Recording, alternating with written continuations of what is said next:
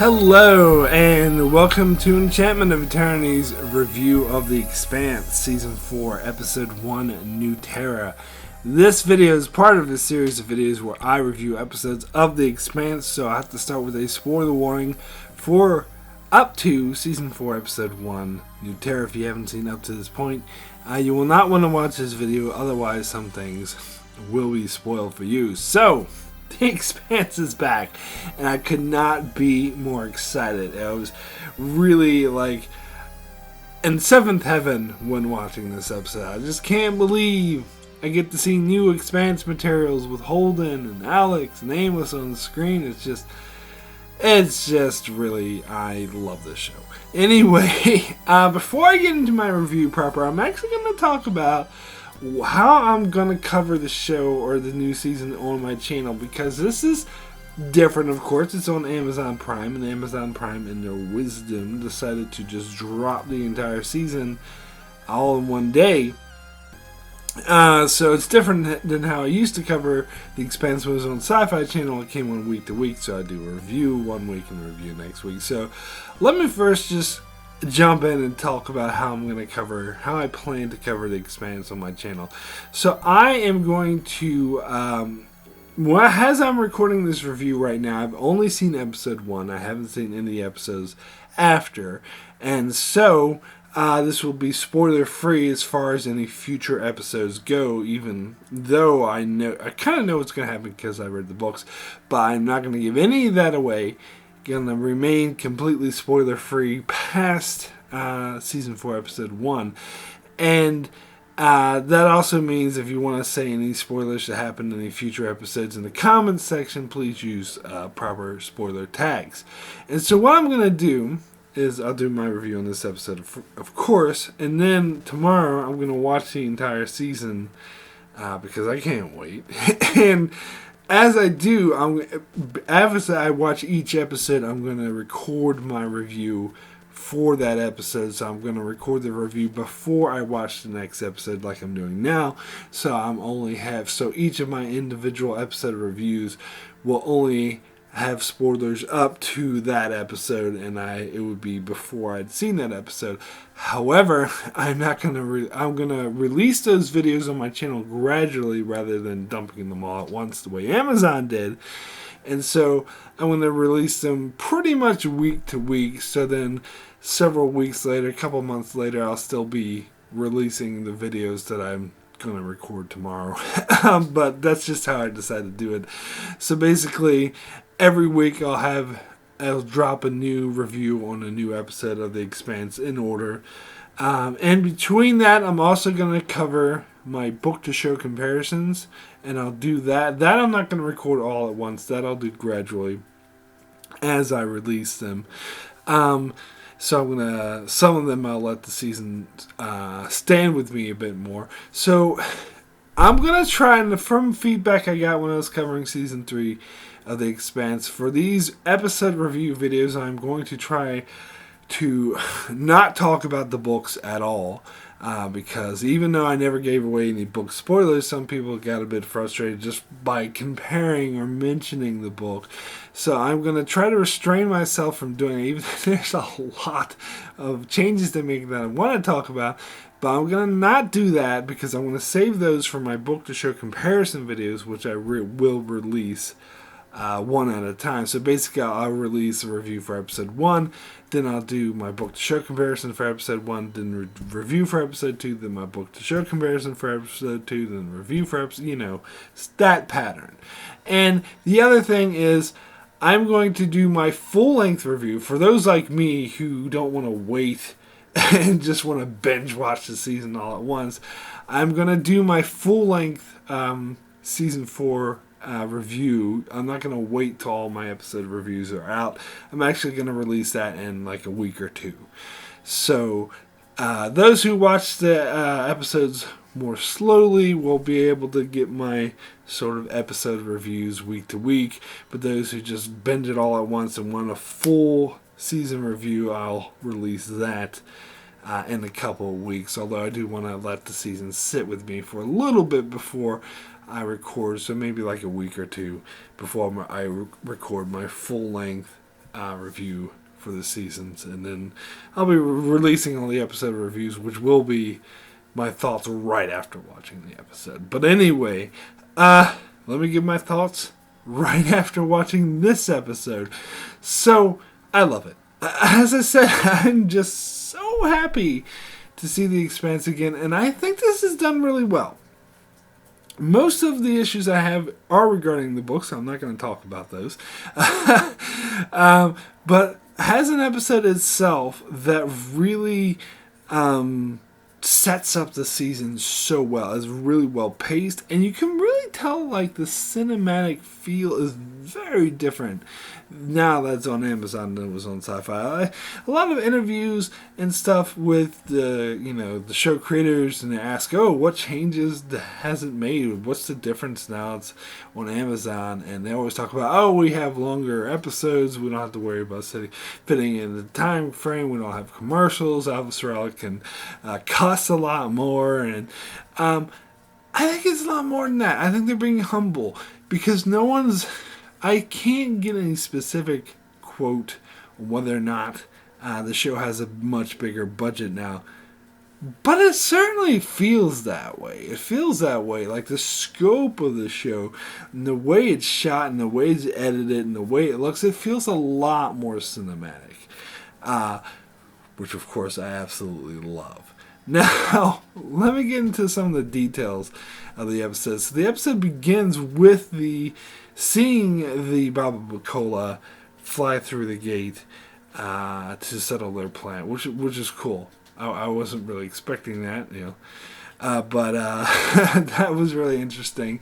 It was a great way to start the season, great way to start the episode, get you right into the action of these refugees, like risking their lives and getting shot at, and it also is a good way to set up these characters and what they've been through, because they mentioned that they're refugees from Ganymede, and you see in season 2 of The Expanse, all the shit that went down on Ganymede. So they went through all that shit, and then they're going through this shit, like all the lengths that they go through just to settle on this planet. So it's a great way to drive home how attached they will be to this planet and all the shit that they went through in order to get there. And it's really going to help going forward to put the viewer in the mindset of why they're so desperate to not leave. That was absolutely great. And then we go back to Earth, and we see Holden interact with his mother, something we haven't actually seen before. The only time we've seen Holden's mother before was in season 1 when she was talking to Avasarala. So I'm glad they brought the actress back. She was on Watchmen now. But I'm sure she's been in a lot of things. But I'm glad they brought her back, and to have her actually interact with Holden, even though it was a very brief interaction. It was a nice interaction where she was asking him sort of lovingly, what did you experience out there? And it sort of brings back all the post-traumatic experiences that he had. And of course Miller shows up at the campfire when she leaves, and I love how they play Miller here, because they almost have like interactions like he's human again, because when it starts raining, he's like, "Oh, I can't remember what it was like to taste rain," but Miller never really tasted rain, did he? But anyway, because he was a belter. But he had that human experience, but then he went right back to just repeating himself, to being like, "I need a ride.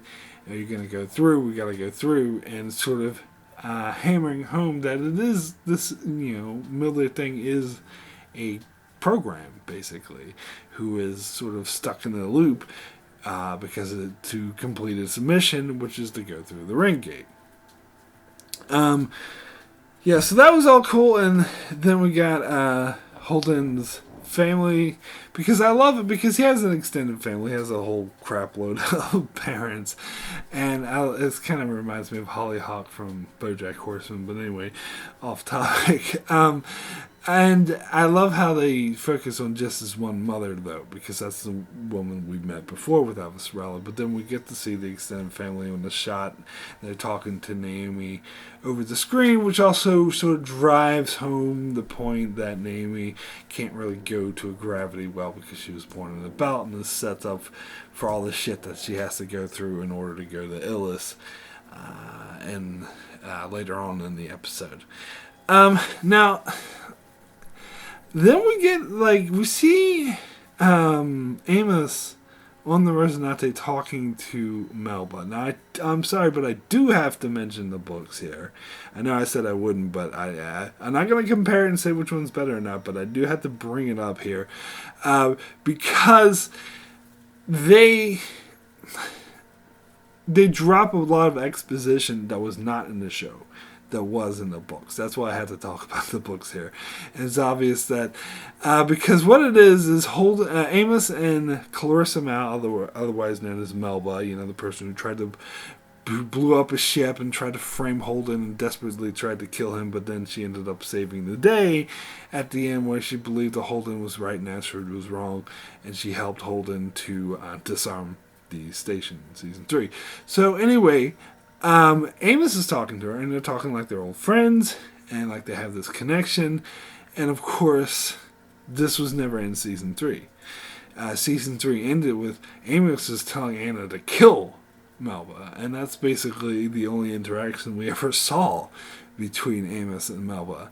But in the book, after the Slow Zone incident happened, Anna bathed Holden. In fact, she bargained by buying the Resonate for him and giving it to him to take Melba back to Earth because she was on the UN ship, people would probably kill her. So Holden took Melba back to Earth on the Resonate, and that's where Amos and Clarissa bonded. But none of this happened in the show because the show ended with the gates opening, and that's it. We didn't see what happened. So they retroactively, because again, I know what they're setting up for because I read the books.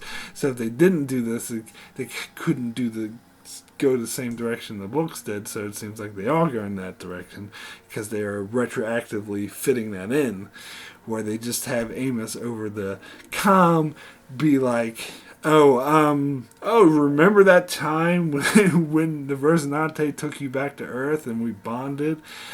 And, I mean, that does seem kind of lazy, and I don't know if it's going to have the same effect for those who are just watching the show and not reading the book, or because it is going to seem maybe a bit ham-fisted. I don't know, maybe they'll deal with this better later on, but this Amos and Melba relationship, which was developed and makes sense in the books, might feel a bit ham-fisted, because they're having to just explain it in dialogue, be like, oh, remember the time we went on the Resonate and we took you back to Earth and I bonded because you helped repair the ship and we did this and and Amos is looking out for her.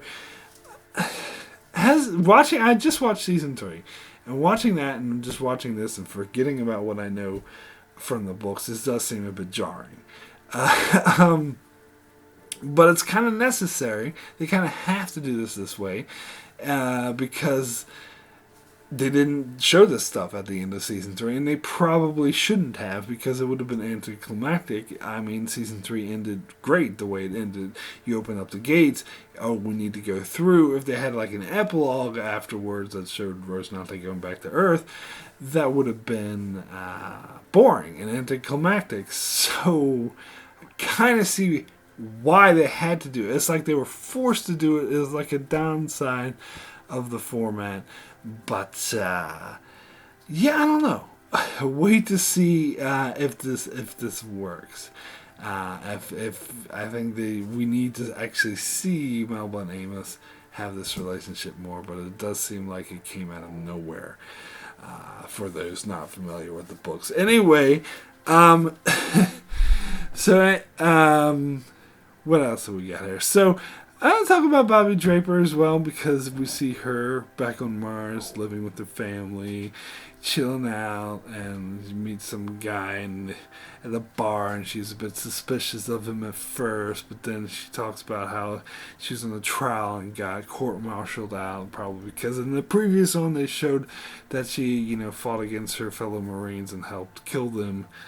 But she defended her actions because she was in fact in the right, and if it wasn't for her helping, Holden, Amos, and Alex, then everyone in not just the ring space, but all of humanity would have died. So she helped save all of humanity. But I guess Martians wouldn't care about details. I mean, they care to an extent because she's not arrested.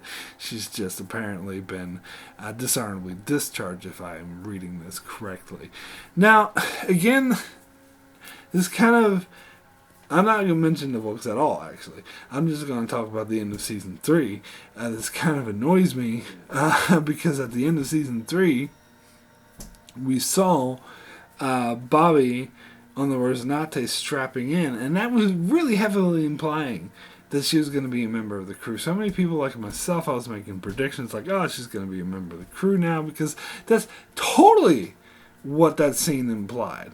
And they're just hand-waving that scene away now like it never existed. And I do find that a tad bit annoying, if I'm being honest. And I'm not comparing this to the books at all, because that didn't happen in the books. Like, Bobby Draper had nothing to do with. She wasn't even in book 3. So this is I'm just going entirely off, completely off what the show does. And what the show does was Bobby Draper sitting on the Resonate. And they're just... this isn't news to me. I've known for like over a year that they were going to do this in Season 4. I read spoilers and whatnot. And when I read that, I was like, okay, they better have a good reason for this. But they don't. They just don't address it at all. They just hand wave it away like it never happened. And that kind of annoys me. Now, I suppose... the answer to that, or excuse for that, would be, oh, maybe the Resonate was just going back to Earth and Bobby was just riding in the pilot seat next to Alex on their way back to Earth or Mars, and when she was back there, she left him and went back and got court-martialed or whatever. Fine, I guess, but I really think that scene at the end of Season 3 implied that they were going through the ring gate to the other side. But in this episode, of course, Holden and Miller, when he's talking to Miller, is saying that the Resonate haven't been through the ring gate yet. So I guess the scene's implying they're actually going back to the Sol system. And I don't know. To me, that directly contradicts what they're implying. But I'm of the strong opinion that the final scene in Season 3, even though the producers, showrunners didn't know for sure that the show was going to get canceled, I think they knew which way the wind was blowing, and they knew it was a very strong, pregnant possibility that the show was going to get canceled. So I think they did film that scene specifically to be a final scene for the show ever if the show got canceled, because the Resonate crew and there's Bobby, everyone loves her, and they go off on adventures at the end because we got canceled. And that makes sense from that perspective. But from the perspective of she's actually going back to Mars and having nothing to do with them, not so much. But I don't know. That's just, it's not a huge thing. I know a lot of people are going to be like, oh, you said, why are you hating on this episode? I'm not hating on this episode. I love this episode a lot. It's not a big deal. It's just something that kind of bothers me a little bit. But anyway,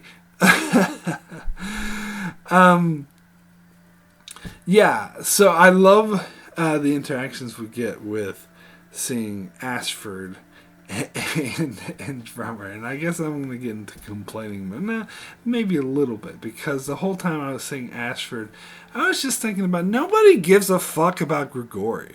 I was actually thinking about having like a memorial service for Grigori, like Grigori in memoriam, do you remember me? If you don't know who Grigori is, he's the dude that Ashford shot in the face and killed at the end of Season 3. Nobody cares, because now Ashford is, part of the OPA. He's working with Earth and Mars. Nobody Nobody gives a fuck that he just shot a man in cold blood in the middle of the command center just because he refused to follow his orders. That's all A-okay. But and we as the audience are supposed to be okay with him now too. Who cares if he just kills a innocent man who was right, by the way, in the face. But whatever. Well, nobody cares about Grigori, so obviously I'm not meant to care about him either. Poor Grigori. But anyway, I do love the Ashford and drummer scenes here. I will say I like how they're using Ashford in this episode. How he's sort of policing pirates, which is ironic because he used to be a pirate. And I like how they sort of pointed out and how there are fringe factions of the OPA that see the main factions that are now being run by Fred Johnson and Dawes together. Because at first Dawes was the one who was seen like the outlaw, the fringe who hates the inners, but now he is working with the inners just as much as Fred Johnson is. And now, so there are French factions that see people like Dawes and then by extension Ashford as the traitors, as the villains, and how this doesn't sit right with Ashford because he's used to being those French factions. So I think that's actually a very interesting dynamic. I think that is actually really well played, and I can't wait to see where they take it. Although I was hoping for more interaction about that, but instead when he got back to Medina Station, which I love.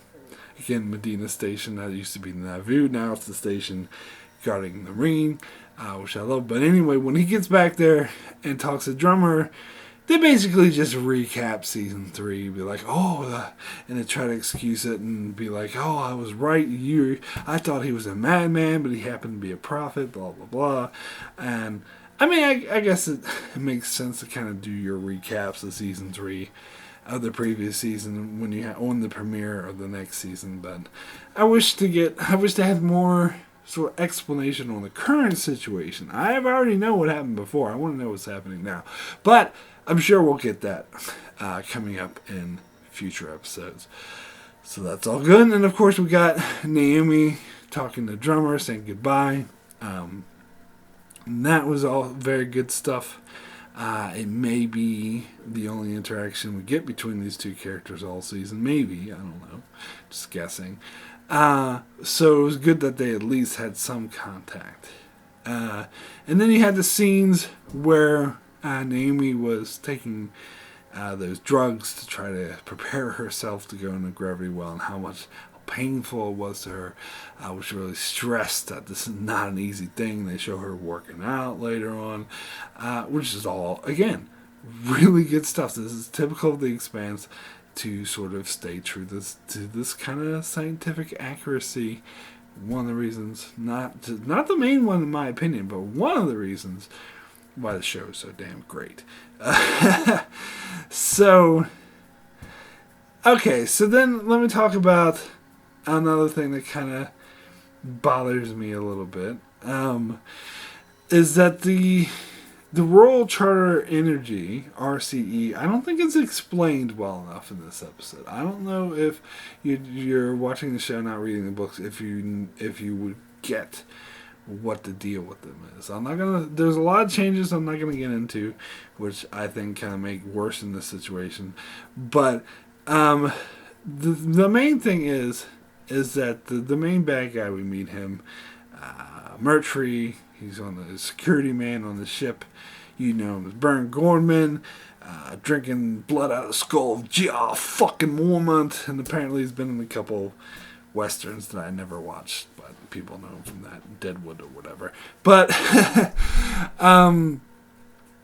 maybe it wasn't that. Maybe it was another show. I don't know. I don't watch those. But anyway, so basically, they're presented in this episode as if they're like teammates with the Rosnate and the Edward Israel, and they're there to both investigate on the UN's behalf.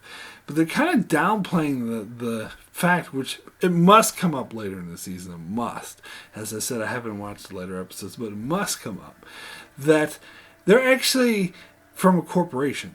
That is trying, that has, and they even mentioned this in this episode when Mercury is talking to dude who's about to die, who's his superior, and he says, and they say that they have a UN and Martian charter, that UN and Mars, they have a legal claim to the planet, basically because the planet, they mentioned earlier in the episode, the planet's rich and I can't remember which mineral, but something that's really profitable, that's really valuable. And so the Belters have been mining it, and so the World Charter Energy have a legal contract to mine it. So they want to come in and kick the Belters off and take, because they want all the money, and they have a legal contract, and they consider the Belters who are there to be squatters because they don't have a legal contract. And that's going to be a main issue, that's a main conflict's going to happen, and it's been implied in this episode, so it's definitely going to happen later in the season as well. But I don't think they explained it well enough. And now maybe they will explain it a lot better in later episodes, which is all well and good, but I think they should have explained it better in the first episode of the season. I think they should have made it clear from the get-go what the conflict of the season is, and I think they weren't clear enough. I think it's a bit murky, but just my opinion. But the scene with the dropship going down to the planet and getting destroyed was a fucking amazing. This I will mention the books to say that this is way better than the books. This is so much better. Actually seeing it play out, and it's really drives, and this is something the Expanse has always done very well. And I think this is going to be even better this season. Is driving home, making it have personal emotion impact, actually seeing it and getting the viewer involved in it a lot more than books could ever do. And in particular, we meet a character, Elvie, who will be becoming a somewhat important character, and we see her talking to Faiz, which I'm actually surprised that they brought. He was a book character. I'm surprised to see him. I wasn't expecting. I thought they might just hand wave him away, but I'm glad to see him. I don't know how important he's going to be, but he's there at least in this episode. Anyway, we meet Elvie, and we see through her eyes this horrible, she's holding a hand of a scientist sitting next to her, and then that scientist is sucked out and dies, and it shows just how freaking horrifying this was. It's not just, a ship crashed and a bunch of people died. No, it shows you the what that feels like, how horrific it is, and this scene does such a damn good job of it. It really puts you in the mindset of the people involved in this crash, and it makes you empathize with them. And of course, there's suspicions. We get the scene with Holden talking to Avasarala. There's suspicions that the Belters might have done this to them. And so that sort of makes you question these Belters, makes you suspicious of them. So, as I said at the start of the episode, you're sympathetic to them. You see all the horrors they went through. They mentioned Ganymede, so you know the horrors. So your gut reaction is to sympathize with them. But then you see these other horrors, which you get an inkling. It suggests that maybe they're responsible for that horror. That's the kind of complexity that the Expanse does so well. That's why this show is so good. It's just so awesome. But anyway, sorry. I love this episode. So then they have, the long sequence, which I actually saw they released in Comic-Con months ago. So, all these other diehard Expanse fans like myself, Screaming Firehawk says, I never liked that term, but anyway, I guess we're stuck to it now. that we saw months ago where the Rosinante land on Ellis, And they, it was a really beautiful sequence. The music was amazing. The cinematography was, again, this is what I'm talking about. How the cinematography and everything, and just the way it's shot, so much more grand than anything we got in the first 3 seasons. But anyway, we see them make their way, and it becomes a bit of a chaos because, the Belter mayor tries to introduce herself, but then Mercury tries to be like, no, I'm in charge, I'm part of rural Terra energy, and blah, blah, blah. And so they're all, and this other Belter who's very curmudgeon, like, starts shit, and Amos pulls a gun on them, and all the shit goes down, and then all these weird, like, alien bugs just swarm the fuck out of them and freak them out. So it's kind of a good thematic reminder that not the only issue isn't just the human conflict, but the alien one as well, because they are on an alien planet. And this is something I think, most sci-fi, Star Trek, and whatever kind of minimize what it would be like to be on an alien planet. I always think of that Galaxy Quest bit where they had Sam Rockwell and they just go on an alien planet and the guy's like, well, what are you doing? Is there air? You don't know. Like, an alien planet have different organisms, different way it would interact with the human body and stuff like that. And this is something the book went into really great detail on, and I'm very confident the show will do the same going forward. And this is it's implied here with that insect thing. It's like to remind you. Now, they're on a weird planet. You see the weird protomolecule structures, and of course it's implied early in the episode that maybe it's going to turn to another Eris, and the protomolecule is going to kill everyone. There's that looming threat that's just accomplished so well. So anyway, my rating for New Terra out of 10, I think I'm going to give this episode a 9. I don't know if I'm going to give it a 9. Excellent. I don't know if I'm just so hyped because I'm so pumped. It's going to be hard to sleep now. I'm so pumped to see the Expanse return. And it's just so glad to be seeing the new Expanse on my scene. So maybe I'm just boasting up this episode more, and maybe years later I'll be like, actually this episode's not really that great. But I think it is really good setup. As I said, it's setting everything up right. It's setting up the specific characters and the situation. It does such a good job, actually. I mean, you start with Holden and his mother, and then you see Drummer and Draper, and they sort of go through all the different characters, and you get the situation on Illis, and they do a really good job with that opening scene. It has a set of putting you in the mindset of the Belters Day, and then they put you in the mindset of the UN people who are getting their ships getting blown up. Like, it is almost a textbook. It's almost like an example of how any show should do a premiere episode of the season. And it hits all of the right notes.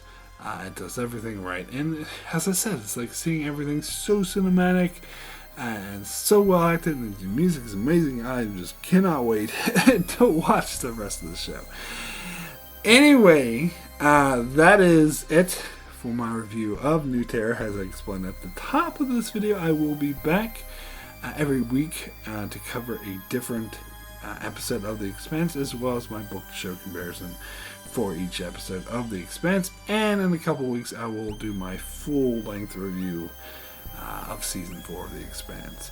So be sure to keep an eye out for all that. Also, check out my channel as I cover other shows like Star Trek, Mr. Robot, and more.